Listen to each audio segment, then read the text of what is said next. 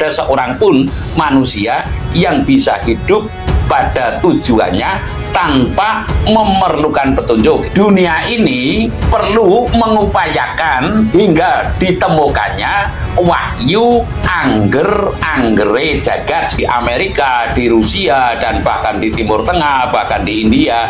Saya yakin hajat-hajat leluhur ini belum selesai. Tapi ulo salam yo atur bagyo wisuka Nusantara. Hong wilahing jati nuhuni hajat-hajat leluhur Nusantara. Tapi uluk salam mulia. Ini bulan Sura ya, ngancik tanggal 2 kalau nggak keliru. Karena bulan Sura saya tentunya ya ngesti yang kemarin-kemarin. Lalu saya akan bercerita hasil ngesti. Ngesti itu ya ngestukaken dawuh Gusti atau semedi begitu. Nah, saya akan menceritakan, monggo saja siapa yang mau menganggap apa dengan cerita saya. Yang jelas saya menceritakan berprinsip kepada saya mesti mengatakan apa yang harus saya katakan, dan hasil yang saya katakan ada sebagian yang untuk orang banyak, ada sebagian yang untuk pribadi saya. Untuk orang banyak, walau pahit sekalipun, akan saya sampaikan lah. Dalam hal ini kembali lagi saya berkiblat kepada ajaran nenek moyang atau pemahaman nenek moyang. Janganlah kita sembarang bercerita, hendaklah engkau bertirakat dulu baru cerita, atau berpikir dulu baru cerita.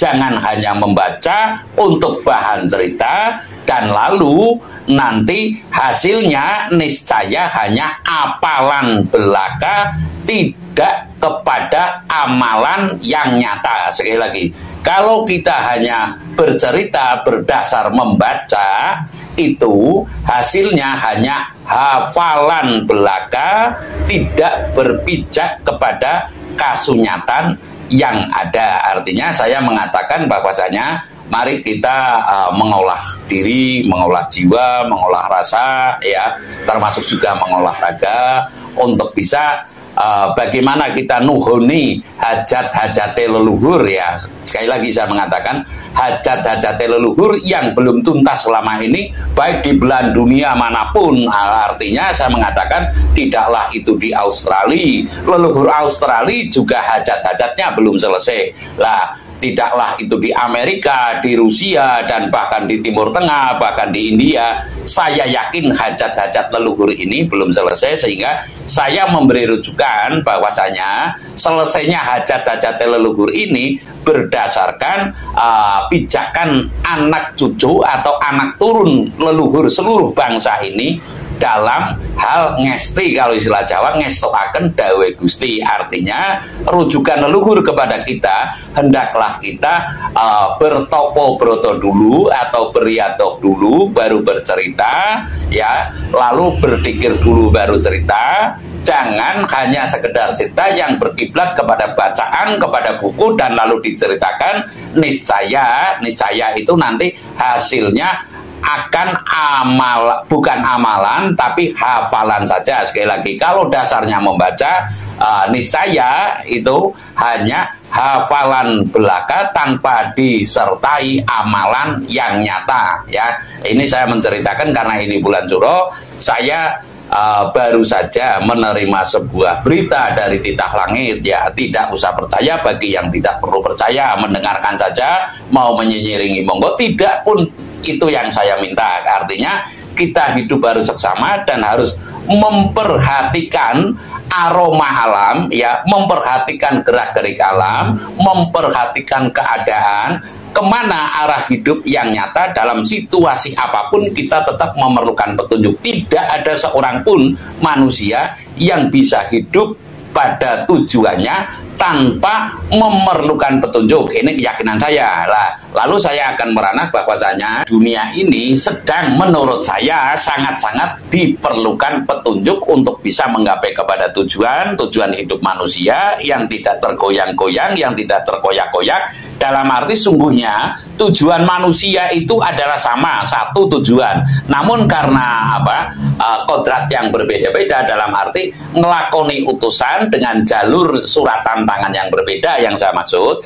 Lah ini kita mesti ada sebuah keseksamaan. Lah dalam arti makro, dunia ini sedang perlu petunjuk. Saya akan mengatakan bahwasanya dunia ini perlu mengupayakan hingga ditemukannya wahyu anggere jagat. Sekali lagi saya mengatakan ya, dunia ini mesti, masyarakat dunia yang saya maksud, mesti mengupayakan, khususnya orang Jawa dan Nusantara pada umumnya, bagi yang masih meyakini wahyu ya, kita mesti mengupayakan hingga menemukan wahyu anggere jagat. Lah, apa itu wahyu pangeran anggere jagat? Lah, kalau pangeran ya sudah jelas diketahui. Lalu angger ini ya patokan. Ya jadi wahyu pangeran patokaning jagat, dengan kata lain demikian. Jadi pada prinsipnya saya menyampaikan ini yang hak untuk semuanya, bagi yang mau, bagi yang ya berniat, ya monggo saja.